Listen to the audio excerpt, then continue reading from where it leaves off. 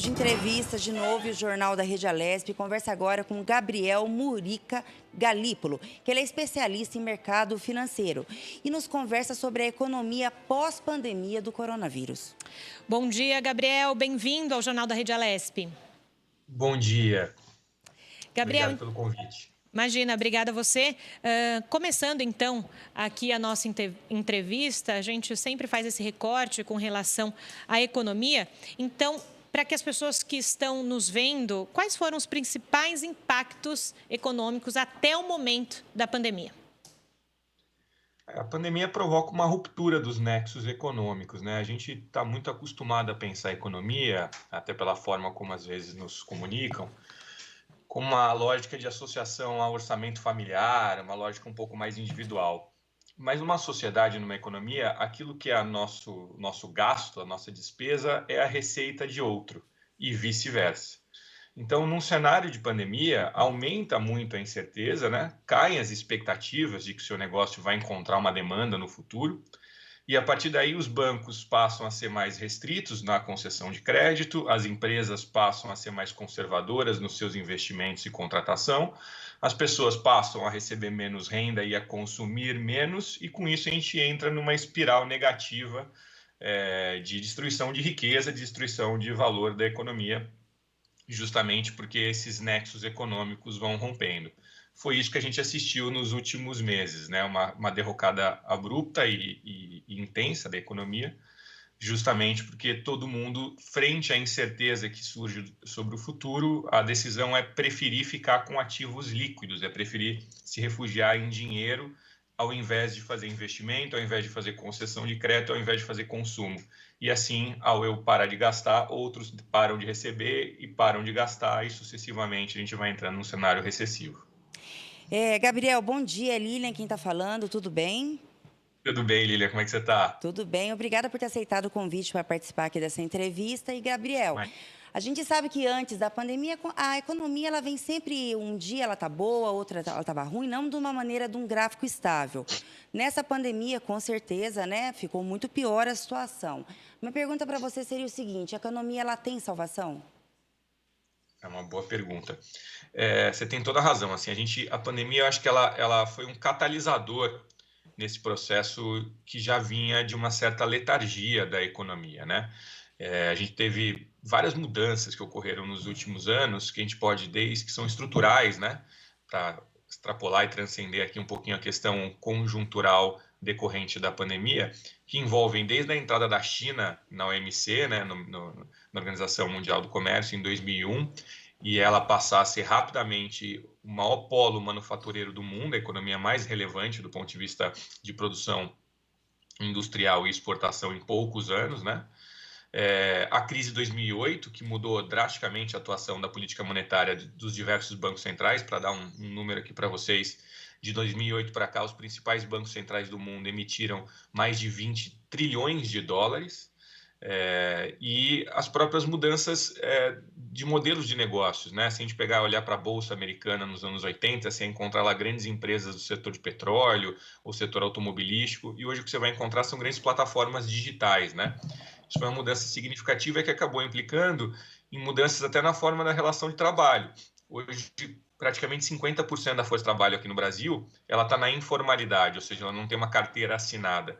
Isso foi uma mudança drástica nesse próprio circuito que a gente estava comentando de geração de renda da economia. Assim como esse circuito vai para baixo, no caso da pandemia, ele também funciona nessa mesma espiral para cima. Ou seja, quando você tem uma economia pujante, as empresas esperam encontrar mais demanda, logo elas investem mais, contratam mais gente, os bancos se sentem mais confortáveis em conceder crédito, as pessoas com renda passam a gastar mais, e assim a gente entra num ciclo virtuoso. O que eu acho a gente pode esperar que a economia vá voltar para uma normalidade, ou para aquilo que a gente estava imaginando anteriormente, ou que a gente vivia anteriormente, com a vinda da vacina. Eu acho que isso está num horizonte, sim. Mas isso que você está colocando, Lilian, que são as questões relativas a problemas estruturais da economia, eu acho que passa por a gente conseguir entender que a economia vai ter que enfrentar novos paradigmas, né? Para entender o que é uma economia que é amplamente globalizada, ou seja, como é que se dão essas relações de uma economia que tem uma grande interdependência, né? Hoje é muito difícil imaginar que um país vai se recuperar sozinho da crise, dada a relação de interdependência que existe entre produção e consumo nos diversos países. É difícil você imaginar que você vai ter uma saída de desmonte dessa política monetária ou de ampliação, que seja, dessa política monetária que está ali fazendo segurar os preços dos ativos financeiros com uma participação enorme do Banco Central, dos bancos centrais em todo o mundo, sem algum tipo de coordenação internacional financeira, né, e algum tipo de sincronia nesse processo. E também que a gente não vai entender as questões das limitações climáticas ou das limitações dessa nova forma de trabalho que as pessoas vão sofrer, não só agora com a questão da informalidade, vamos chamar assim, mas também agora do trabalho remoto. Então, me parece que a economia está, sim, diante de uma grande esquina do mundo ali, para entender que são necessários novos paradigmas para serem enfrentados ali, e acho que passa por todos nós conseguirmos entender melhor como é que ela funciona e o que a gente deveria estar buscando enfrentar a partir de conversas como essa que a gente está tendo aqui. E o Gabriel, e você acha, né, que você acabou de falar, né, da esquina do mundo, você acha que o governo, as pessoas responsáveis que estão tentando reerguer a nossa economia, está tomando o caminho certo?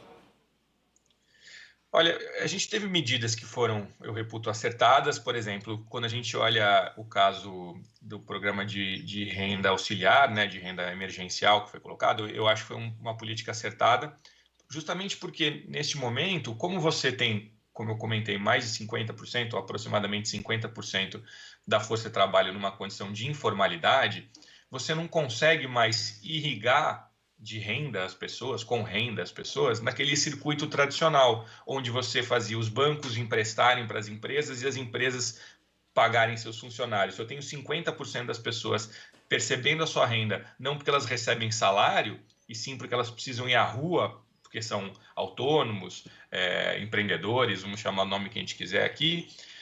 Isso mudou drasticamente a forma como você consegue fazer a renda chegar nessas pessoas.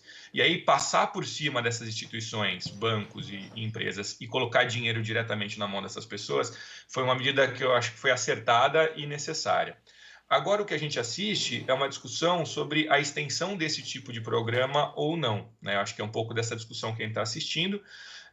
Eu acho que ainda existe uma dominância na mídia de uma discussão ou de uma pauta que está olhando mais para o retrovisor do que para o para-brisa, está olhando para aquela economia antiga e está ainda discutindo o orçamento público como se fosse um orçamento familiar, né? A discussão de nós temos que restringir essa despesa que a gente está tendo de auxílio para as pessoas, porque senão isso vai gerar endividamento, vai gerar inflação e a economia vai para o que existia no passado, que era terrível, né?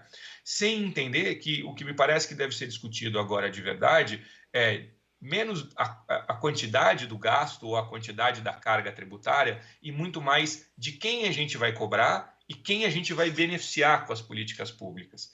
Eu acho que a gente precisa sair de um foco quantitativo para entrar num foco qualitativo, né? Onde a gente vai ter políticas tanto de arrecadação por parte do Estado quanto de políticas públicas de gasto que são menos regressivas. A gente, durante muito tempo, ainda tem uma estrutura tributária que tributa de maneira desigual, ou melhor, tributa de maneira igual os desiguais, né? Ou seja, mais de 50% da nossa carga tributária vem de consumo, o que significa que você, eu e as pessoas mais ricas do país vão pagar a mesma carga tributária na compra de uma geladeira, de uma televisão, né?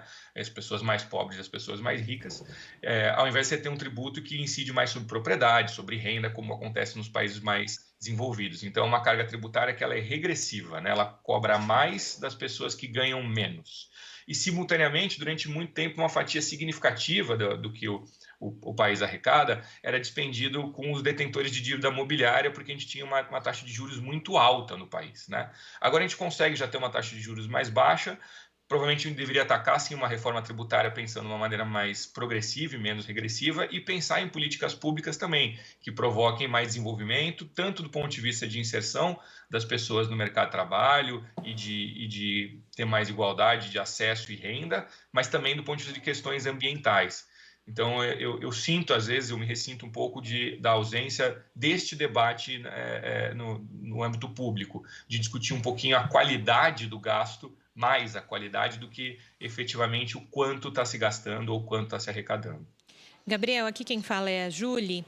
Ainda dentro dessas questões, né, de políticas públicas, né, de momento de se olhar diferente para as contas públicas também e para essa questão econômica, você acha que isso já é algo diferente que a economia traz para o setor, esse novo olhar?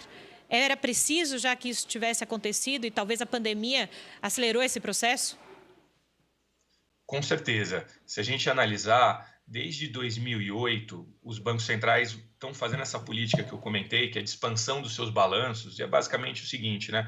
Você, num cenário de crise, você quer se desfazer dos seus ativos menos líquidos para ficar com liquidez, para ficar com dinheiro, né? Porque você está imaginando que no futuro o preço desses ativos vai estar ainda menor, porque a economia no futuro deve estar pior. Só que, como a gente comentou, a gente tem essa visão geralmente individual, mas isso, a economia está inserida numa sociedade. Então, você mudar o seu portfólio, que é conseguir vender os seus ativos, envolve encontrar na outra ponta alguém que queira comprar os seus ativos, ou seja, alguém que esteja na posição inversa, que está com uma posição de dinheiro e queira ter um ativo menos líquido. Num cenário de recessão, é muito difícil você encontrar essa outra ponta. Todo mundo quer fazer a mesma coisa, vender os seus ativos para ter dinheiro. O que os bancos centrais fizeram desde 2008 é se posicionar nessa outra ponta, falar, tá bom, eu te dou dinheiro e você me dá esses ativos, e aí os bancos centrais americanos foram, americano, europeu, chinês, suíço, japonês, foram comprando uma diversidade de ativos ali que o mercado não queria e colocando no seu balanço para garantir o preço desses ativos. Isso funcionou bem para manter o preço dos ativos financeiros. Isto não deu conta de religar esse circuito de demanda efetiva que eu comentei no início. Isso não deu conta de reativar a economia.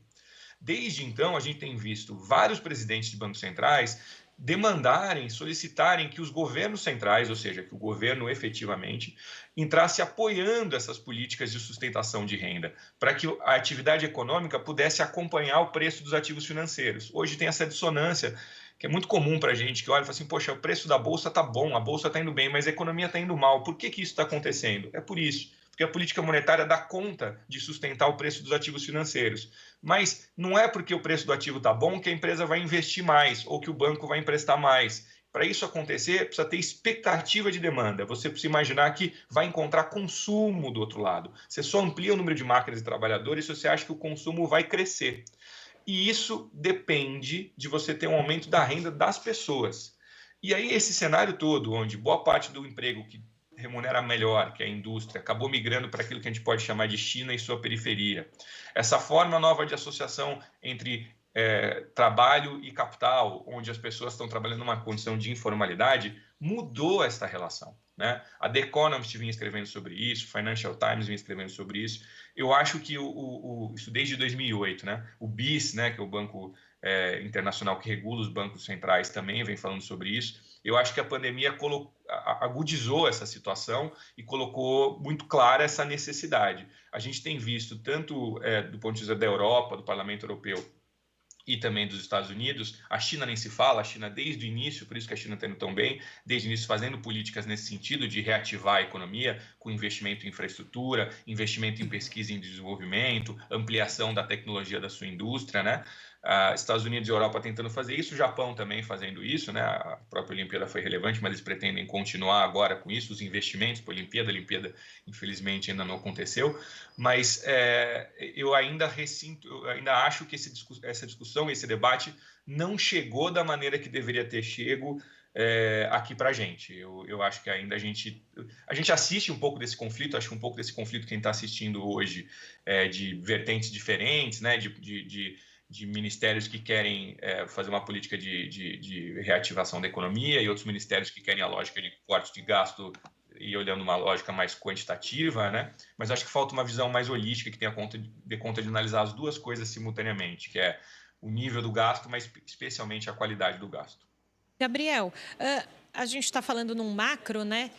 Pensando para quem está ouvindo, vendo a gente, que quer entender efetivamente o quanto está sendo impactado nesse momento no bolso e se é que isso vai continuar por muito tempo e o quanto será impactado no seu dia a dia, né? Se você puder trazer um pouco para essa realidade, né, do dia a dia das pessoas, te agradeço. Lógico, eu acho que tem dois cortes que são relevantes, né? Um primeiro, assim, o principal impacto que a gente vai ter é da renda, ou seja, da redução da renda, efetivamente, eu acho que é o principal sofrimento para as pessoas nesses últimos meses. Apesar da inflação ser um trauma para a gente ter uma memória afetiva muito negativa por um passado inflacionário terrível, mas nesse momento, o que está acontecendo é um cenário oposto. A inflação, durante muito tempo as pessoas pensaram a inflação como sendo expansão da base monetária, um excesso de quantidade de dinheiro, o que não é verdade. Inflação é um excesso de demanda perante uma dada capacidade de oferta, perante uma capacidade instalada. O caminho mais fácil para a gente pensar isso é como se fosse num leilão. Se você tem muitos compradores para uma quantidade limitada daquele produto, o preço vai subir. Se você tem mais produtos do que compradores interessados nele, o preço vai cair. É basicamente isso. Num cenário como esse, quem está assistindo é um desaquecimento da demanda efetiva. Esse desaquecimento da demanda acaba provocando esse processo desinflacionário. Hoje, a inflação para 2020 está projetada em 1,5% aproximadamente, quando a meta do Banco Central é de 4%, ou seja, o Banco Central vai descumprir a meta para baixo da inflação, o que não é bom. Pode parecer bom para as pessoas, mas isso não é bom. Isso mostra que a economia está lenta, está desaquecida, ou seja, o preço está baixo porque as pessoas perderam poder de compra. Então, isso não é positivo. Apesar de que essas mudanças que acontecem de hábitos no dia a dia, decorrentes da própria pandemia, vão provocar algumas distorções. Quando a gente olha a inflação, a gente está olhando IPCA, por exemplo, ou qualquer outro indexador, ele é uma média ponderada dos diversos preços que existem na economia. Com as mudanças de hábitos decorrentes da quarentena e da pandemia, vão ter produtos que vão sofrer um preço mais alto. Se a gente analisar, por exemplo, os setores de supermercados, o setor de farmácias, se beneficiaram desse período. Outros setores sofreram quedas dramáticas. Se a gente pegar alimento, por exemplo, carne está sendo puxado, mas você olha ali, alimentos como um todo, está praticamente zerado, porque consumo de alimentos fora de casa despencou. Já o consumo de alimentos dentro de casa subiu. Então, são pequenas variações dentro dessa média, né, que a gente vai ter especificidade dentro dessa média, mas o ponto principal é que você tem um cenário de desinflação em função da queda na renda, né? Uma outra dimensão decorrente da pandemia é que, frente à queda na renda e frente à queda na inflação, o Banco Central vem reduzindo significativamente a taxa de juros.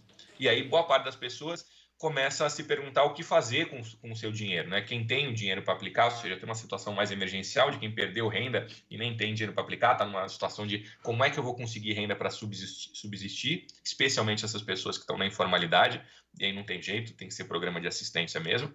E existe uma segunda preocupação, que é quem tem renda, como investir agora? O brasileiro está acostumado há muitas décadas ali de juros altos, de uma possibilidade de investir em ativos que remuneram a um juros alto e com baixo risco, que são os títulos públicos, e agora ele está assistindo uma taxa de juros quase zero do ponto de vista de juros real, ou seja, uma taxa de juros de 2% com uma inflação de 1,5% é quase zero. Então a gente percebe que as pessoas vão ser obrigadas a correr um pouco mais de risco, quem tem dinheiro, para conseguir ter a rentabilidade que esperava, ou seja, risco e prêmio estão diretamente associados.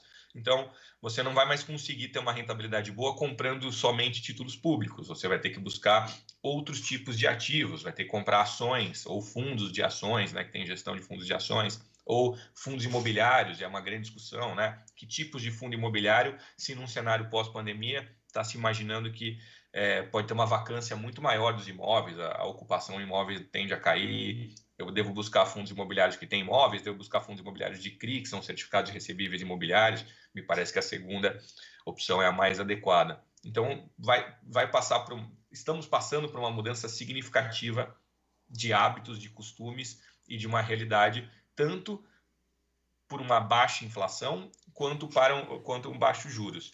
É bem sui generis isso para o Brasil, né? O Brasil hoje, então, é um país que não tem dívida externa, ele tem uma dívida externa líquida positiva. O que significa isso? Ele tem mais reservas do que dívida externa, ele tem juros baixos e uma inflação abaixo da média, da meta. Então, se a gente falasse isso para um brasileiro, fosse possível pegar uma máquina do tempo e voltar para os anos 80 e dizer isso para um brasileiro, ele chamaria a gente de maluco, provavelmente, naquele cenário de a gente em moratória de dívida externa, uma inflação galopante, mais de 1.000% ao ano, e com o câmbio extremamente desvalorizado e buscando juros altos para tentar segurar a moeda depois durante muitas décadas. Bem, Gabriel, eu agradeço a tua participação aqui na Rede Alesp. Obrigada por ter trazido as suas informações, que é muito importante para o telespectador. E até um próximo encontro. Muito obrigada e tenha um bom dia, Gabriel. Eu que agradeço. Bom dia para vocês. Bom dia, Gabriel. Acabamos de falar agora com Gabriel Murica, que ele é especialista em mercado financeiro e nos falou um pouco sobre economia no pós-pandemia.